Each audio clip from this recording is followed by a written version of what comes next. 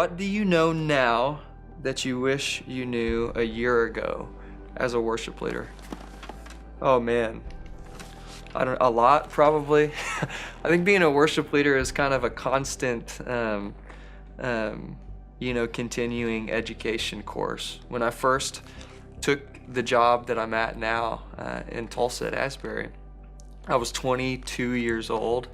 I'd never really led worship on my own. I'd always been in church and led with other people, but not by myself. I could do music, but that was about it. And I had no idea like the administrative side of it. I had no idea just the personal interaction side of it, which honestly becomes the biggest part of kind of what worship leaders do, and the relationship with your band, how to build bands, how to interact with pastors who may not have a creative vision. That can be really interesting. How you can verbally communicate, how you can find creative outlets, how to. This has been one of the biggest ones for me over the past couple of years. How can I learn and engage at a direct level about who my congregation is? What will they engage with as far as songs and content and how we present them? So if I'm singing a Hillsong Young and Free song, will some of my congregation sing more if I take the synth part out and make it a guitar part or a piano part? And really diving into some of those things, figuring out what makes our church and congregation tick, and what makes mine engage probably won't be the same thing that makes your church or your congregation engage. But doing your due diligence and seeking that out and figuring it out, I think is one of the biggest responsibilities we have as a worship leader. I think for me, one of the things, I don't know if I wish I'd known it or if I'm happy to sit in the process of learning, but it's been, like I mentioned earlier, I think learning about humility. Sometimes as worship leaders, we get caught up in whatever our own world is, or we feel like we've attained something, or if you have a talent, it's easy to get caught up in that and think that it's enough. But as worship leaders, we're called to not only lead music and teach band songs, but we need to be spiritual leaders.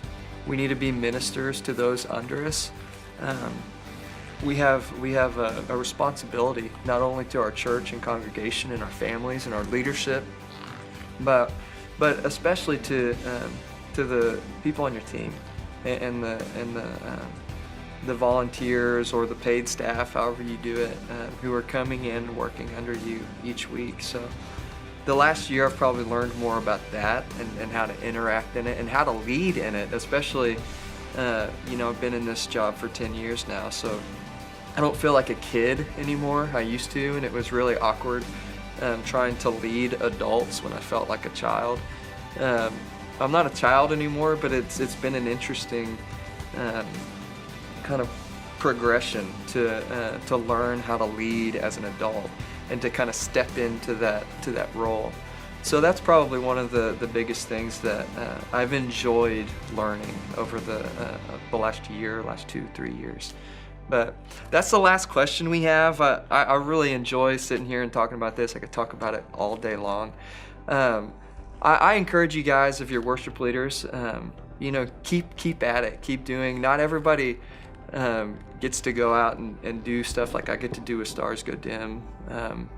Honestly, I'm gonna let you in on a big secret here. What you do at the church, leading worship week in, week out, changing your sets, coming up with new songs, being creative, it's much harder than going out and playing the same set every night, over and over again as a CCM artist. But God has called us all to different things. He's called me to do Stars. He's called me to be here in Tulsa, and I'm following that calling. If God is calling you to be in your church, be strong in that and accept it and run with it. Understand the influence that you have.